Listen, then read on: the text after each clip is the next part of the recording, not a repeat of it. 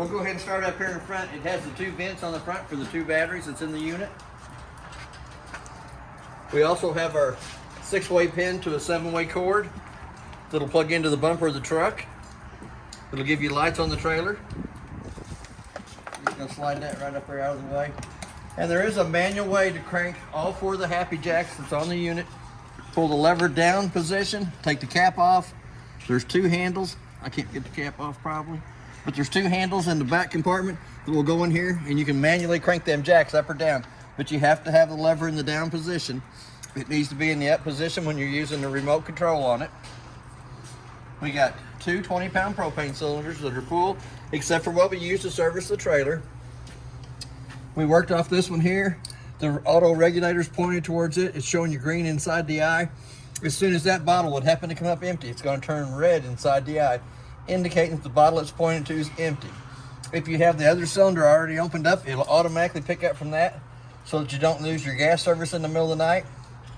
It's still going to show you red inside the eye that the one it's pointed to is empty.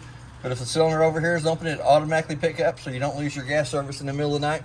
Then all you have to do is flip it over to this side here, work off of that bottle, while you take that one off and take it to town and have it refilled.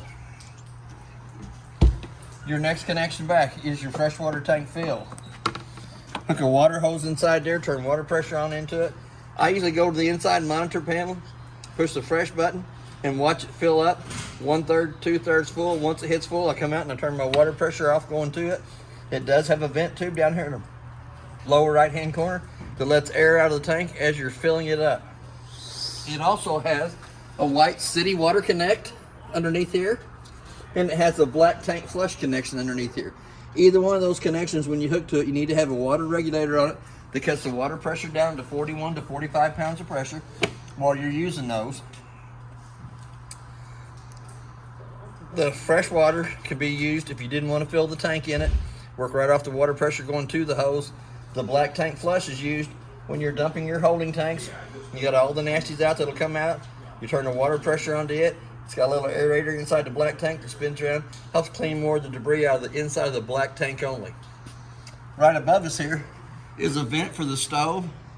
So that if you wanted, not that you burn anything, but if you wanted to pull smoke from the inside of the unit to the outside, lift the 2 tabs up, allows the flapper to flap. Fan buttons on the inside. It has a 30-amp service. It goes on, makes a 1/4 of a turn. Tighten up the black knob to hold it in place. 30 foot long. It is a 30-amp service on the end. We're going to go to the hot water heater next. The hot water heater has been drained. The unit has been re-winterized, but that's the plug that comes up and goes in here that holds the water inside the hot water heater itself. If I can get my fingers to work.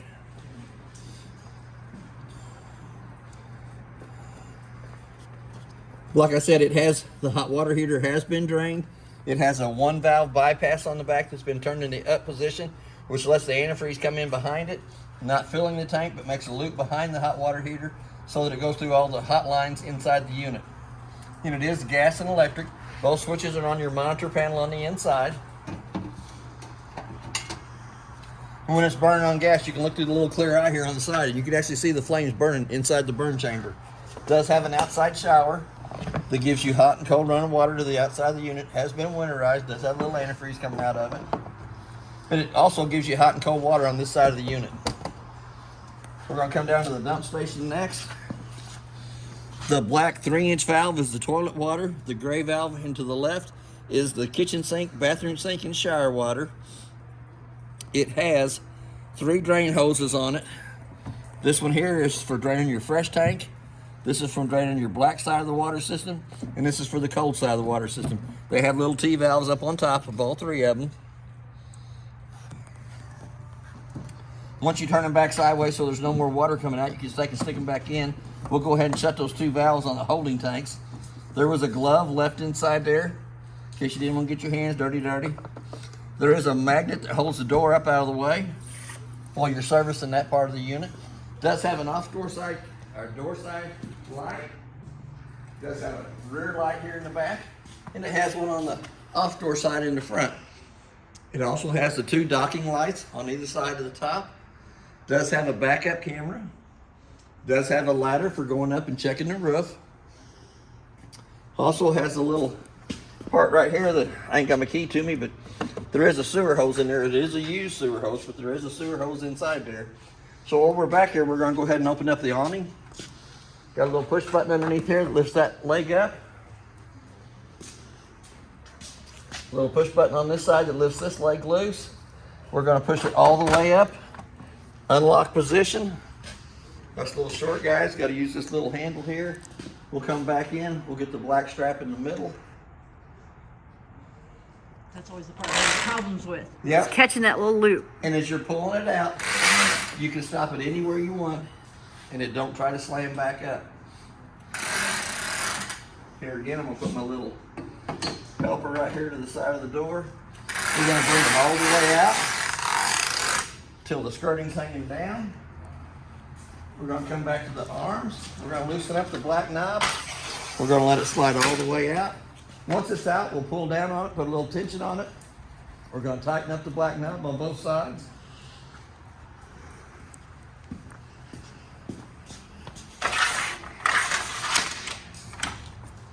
Kind of stretch the canvas a little bit.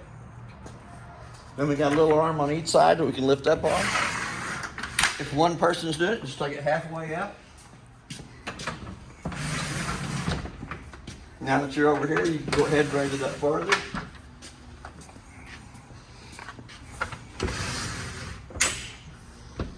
Gives you a nice little canopy underneath the back. You can change the pitch of the awning from one side to the other. If you leave one side lower than the other one, it'll put the pitch of the rain coming off this corner here. You can do the same thing to that arm over there. Just puts the pitch of the rain coming off that side. Not too bad. Not too bad. All right, and you want to take this little guy and tie him around the arm. Tie him around the arm, or otherwise he likes to slide out one end. And it will come all the way out this end here. It's fixed for it to come out for the replacement ones. But like Patty said, it's easier to take and wrap it around this arm up here, like you do your old horse. So you don't lose it in the wind. Yep. Here again, you're going to want to unloosen him before you roll it back up. You're going to want to kind of pull him towards the center. We're going to lift up on the handle, allowing the inner arm to slide back down all the way to the stopper. And you might have to do one arm at a time till it comes to the stopper.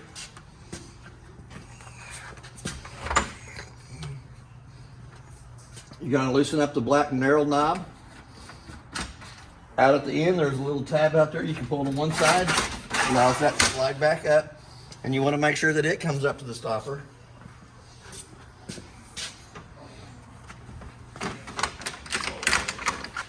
A little tab on the outside. Pushes in. Allows it to go back up. I'm going to come back out here. We're going to grab a hold of my black cord. We're going to push in on the handle.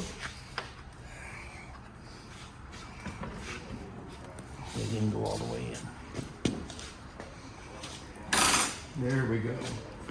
You always want to make sure you got a hold of it. Try to put your cord up as straight as you can. Get my little helper here. Tall guys don't have this problem, but us little short guys do. Let it roll all the way back up. Put my little helper here to the side of the door. You're going to click the two arms together. Bring the handle down. Make sure it's all the way down on the locking mechanism. Click the two handles back together. Not too bad. I'm going to move my little helper over to the side here. There is a ladder can be folded up out of the way so that you can access the generator. Have to have my key, but I don't have my key, but you can access the generator from the outside for service on it. Here again, we're going to pull that back up. Does have the ladder for going up and checking the roof. It's just my theory, but check the roof every 90 days. Look for cracks or bubbles in the lap sealer. If you find one, seal over the top of it. You don't have to seal it every 90 days, but the quicker you can find a problem with the roof and fix it, the better off you are. Here again, we're going to come around to our third happy jack. Levers in the up position for going up and down. We have 2 speakers on this side of the unit, one down here at the bottom, one up here at the top. All the outside compartments have magnets.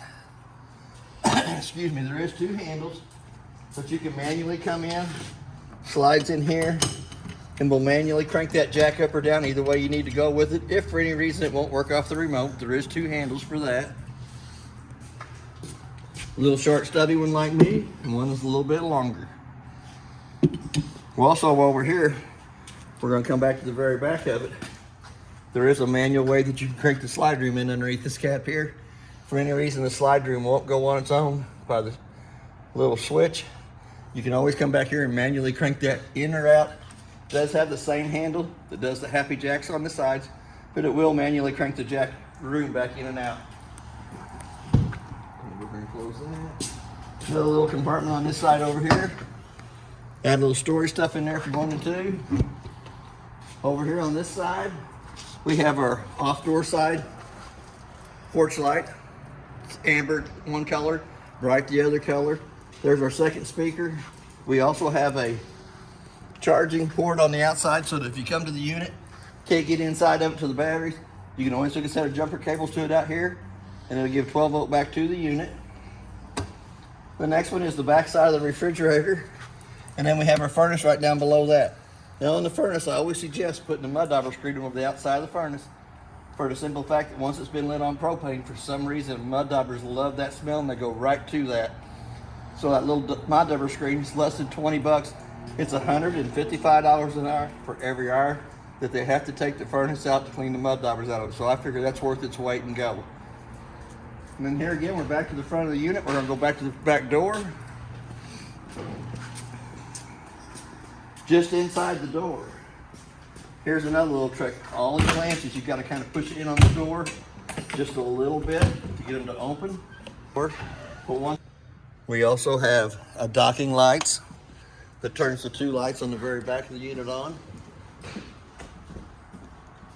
We have a backup camera mode that turns the backup camera on, but it has to have the running lights on for that to work. The running lights on the unit have to be on for it to work.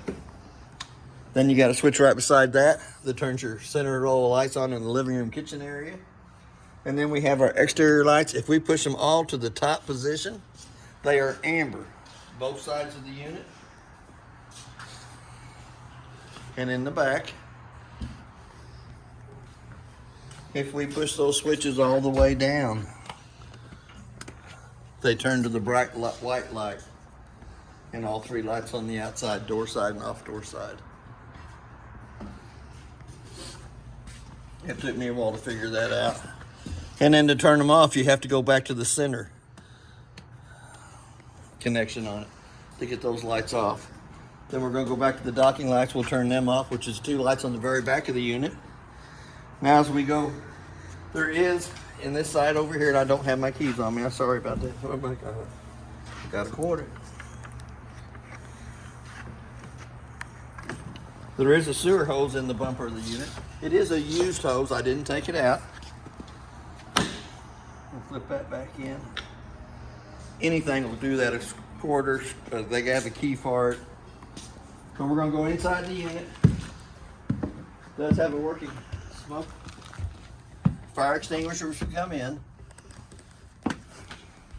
The first light switch is the bathroom light switch. It turns the light on in the bathroom. There is a vent in the bathroom with a knurled knob and a black button to turn the fan on.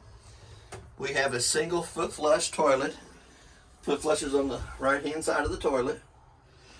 We also have the bathroom sink that gives you hot and cold running water. And the reason for the balloon is it has been winterized. But to get the shower to work, all you have to do is turn the water on in the bathroom sink, pull the little stopper up in the center for it to have water coming into it. It does have a dry door down here at the bottom for your toilet paper. It also gives you access to the water lines underneath the sink. Excuse me. We have a 2-shelf medicine cabinet on the mirror. It does have a shaded skylight that you can pull out, keep it a little bit darker in here for sleeping. Knurled knob cranks the vent up.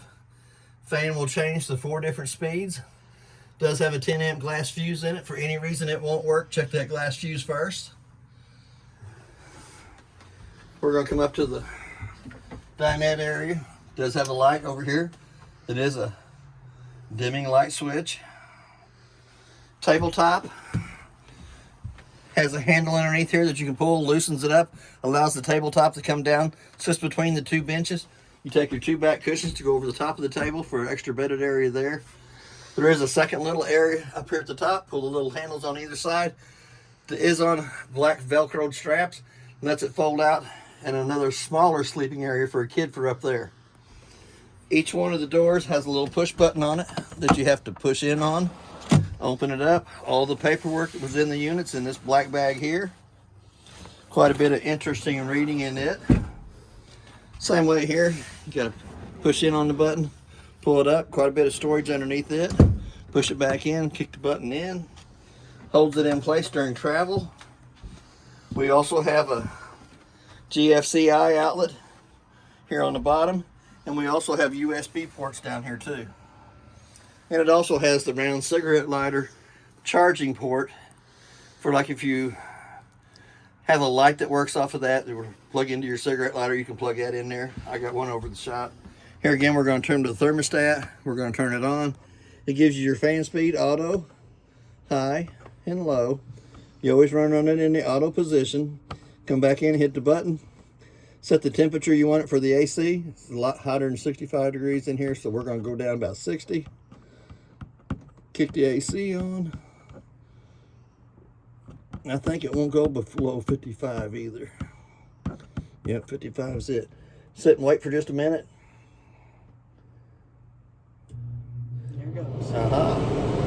Does have a slider here in the center. It vents out both ends. And you can vent out both sides. There's the compressor kicking on. Here again, we're going to go back to the mode button. We're going to hit it one more time, brings it down to the heat side of it. Hit it one more time, brings it down to where it says off in the lower right hand corner. Since it kicked on, there goes the air compressor off. Here in just a minute, the fan will kick off.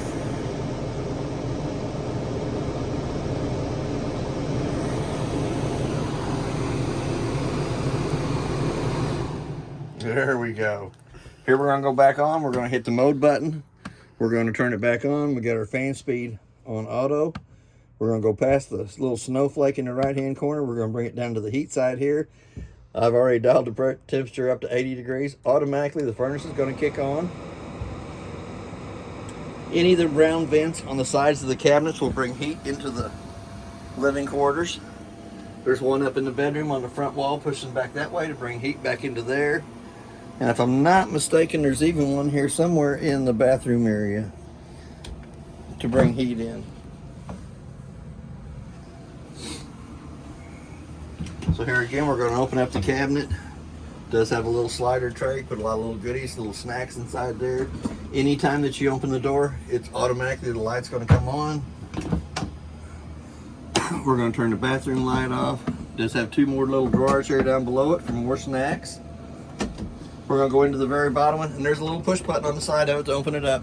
But this is also where the back of the hot water heater bypass valve is. It has one black bypass valve right down here center at the bottom of the blue line. It is in the winterizing mode right now, so when you get ready to fill it with water, you'll have to turn that black valve just the opposite way that it is when you start putting water to it to fill the hot water heater with water. So we're going to come back up to that. Did light, so I'm going to go ahead and turn it back off. It will say off in the lower right hand corner when either the AC or the furnace kicks off. We're going to come back up to the microwave. The only thing I can tell you about the microwave is I did warm my lunch up in it today. It did work very good.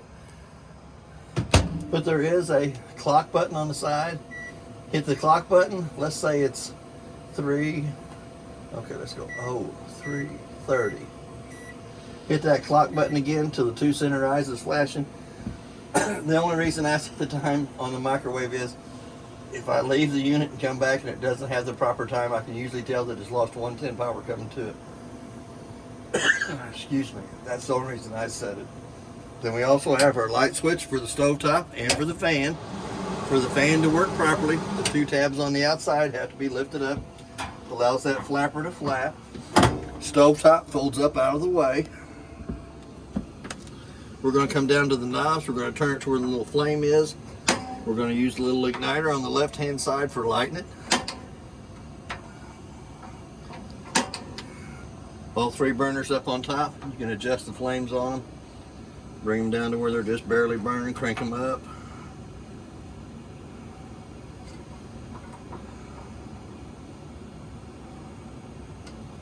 Gonna flip that back off. We're going to open up the oven.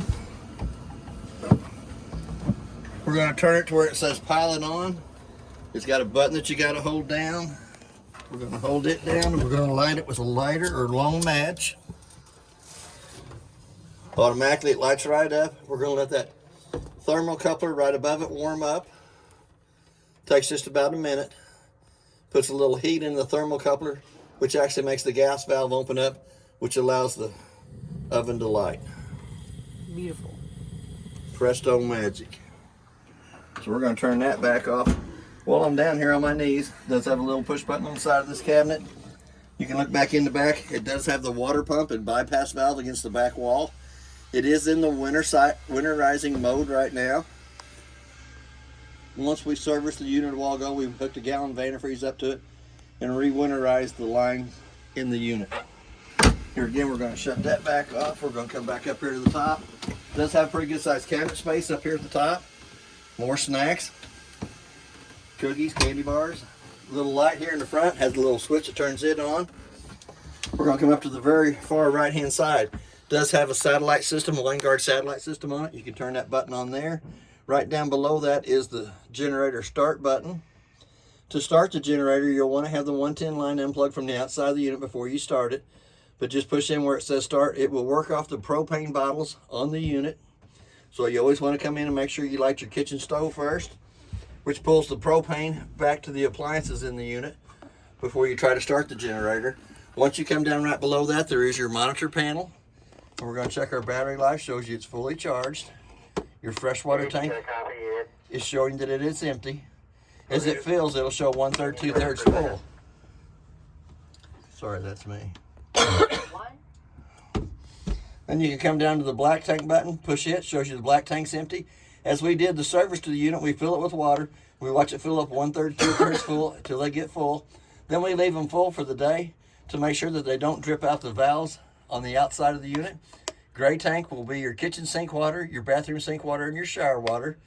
The first button on the top left-hand side turns the water pump on, and it's going to make a little noise. There it goes. Light will illuminate red for it.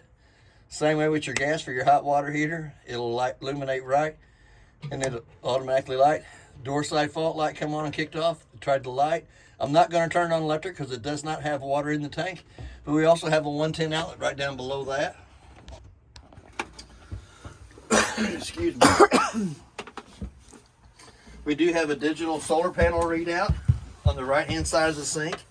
This shows you what the two solar panels up on top of the unit's putting out to the battery. We have two more remotes up here. The bigger one turns the TV on. It's probably not going to pick up nothing on the inside of the building here, but I got 42 channels when it was out in the parking lot. We'll just see what it picks up. And it's not going to pick the TV channel up, but it was on that a while ago. Since we're inside the building here, it's probably not going to pick up. We're going to go to the little remote, which turns the stereo on. And there is 3 sets of speakers for the stereo. So, here again, we're going to turn the volume up on it. C is your outside speakers on the off-door side of the unit. There's A, which is inside here. We're going to hit zone B, which is the bedroom, and crank it up.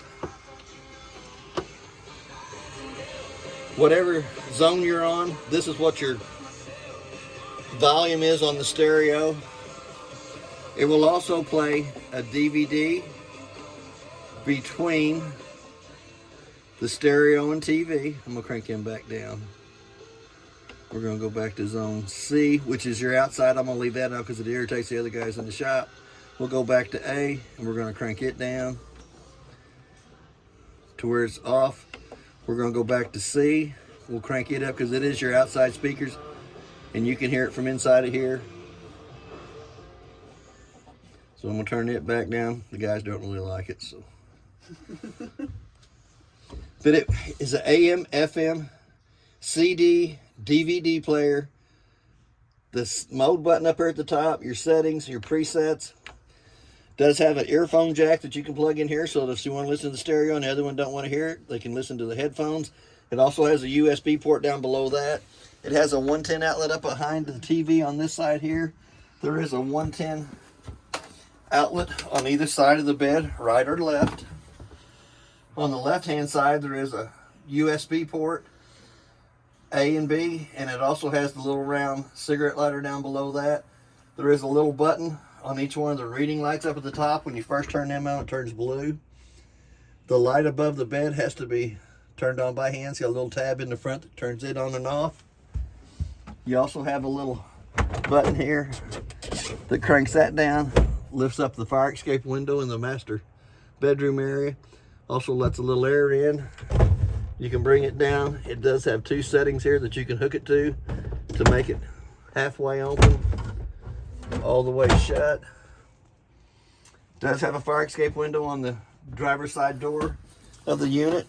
Pretty self-explanatory. Lifts up the red handle, push it all the way through the window frame, and you can access out to the outside. Does have a drawer on the left-hand side. Does have a little cabinet on the left-hand side here. Does have a closet space on both sides over here. Does have the bedding for the bed still in the plastic bag here. And while you're doing your TV, it does have a wine guard rotating antenna on top off to the right hand side here. Blue lights indicate the clarity of what it's picking up. Does have a smoke alarm, a little annoying sound. Does have an LP carbon monoxide detector. Switch up here at the very tip top turns the refrigerator on.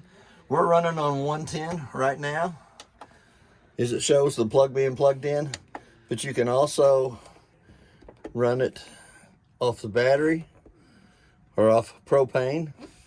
This dials your temperature up and down. Always kind of try to keep it in the middle setting. And that one there is your, for like when it makes frost up in the top of it. Let's go back, turn it back to electric. There's my hydration drink. Did get pretty cold. It was down to 2 degrees in the freezer overnight, and it was down to 32 degrees in the refrigerator overnight. That's only like a 12-hour period, so that's not too bad for running it. If you want it to go to the 12 volt, you do have to push it to the down position, which kicks it off 110 and puts it over to your battery so that it'll run off the battery while you're going down the road. Here again, we're going to bring it back up. We're going to take it back off that. We're going to take it onto electric, and we are going to turn it off. We're going to come back down to the bottom to the breaker box. Breakers are marked with your 30 amp main being on the left. As they go across, they are marked on the lid. Car fuses on the left hand side are marked from the top to the bottom, exactly what those are. You do have an inverter inside the unit. Really needs to have the 110 line unplugged, but you can push this little button right here and it puts power to that 110 outlet right there, so that you can have 110 working off the batteries on the inside of the unit. That is basically everything on the unit. If you have any questions, I'll try to answer them the best that I can, and thank you for your time.